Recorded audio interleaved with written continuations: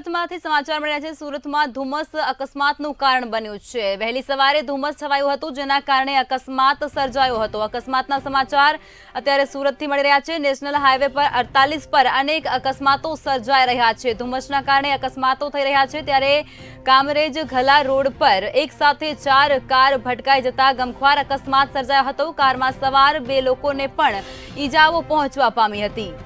समाचार सूरत थी सवारथी ज 10 वाग्या सुधी धुम्मस पथरायेलू जोवा मळ्युं हतुं अने धुम्मसना कारणे ज अकस्मात सर्जाया हता, जेमां एक पछी एक जेटली 4 कारो टक्कर वागतानी साथे ज अकस्मात सर्जायो हतो। धुम्मस अकस्मातनुं कारण बन्युं तेवी प्राथमिक माहिती। नेशनल हाईवे पर 48 नंबर पर अनेक अकस्मातो सर्जाई रह्या छे, जेमां धुम्मस मुख्य कारण बनी रह्युं छे। कामरेज घला रोड पर आज वहेली सवारे अकस्मात सर्जायो हतो, जेमां 4 जेटली कार एक पछी एक અથડાતાની સાથે જ અકસ્માત। ભયંકર અકસ્માતમાં 2 લોકોને ઈજાઓ પહોંચવા પામી હતી।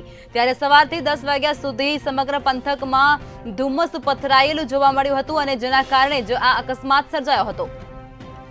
ત્યારે અકસ્માતના સમાચાર સુરતથી। સુરતમાં ધુમ્મસ અકસ્માતનું કારણ બન્યું છે। નેશનલ હાઈવે 48 પર અનેક અકસ્માતો સર્જાઈ રહ્યા છે। નેશનલ હાઈવે હોવાથી વાહનોની અવરજવર પણ ખૂબ જ તેજ થતી હોય છે, ત્યારે એક સાથે 4 કાર અથડાઈ જતાની સાથે જ ગમખ્વાર અકસ્માત સર્જાયો છે તેવું કહી શકાય છે અને આ અકસ્માતમાં 2 લોકોના ઈજા પણ પહોંચવા પામી છે।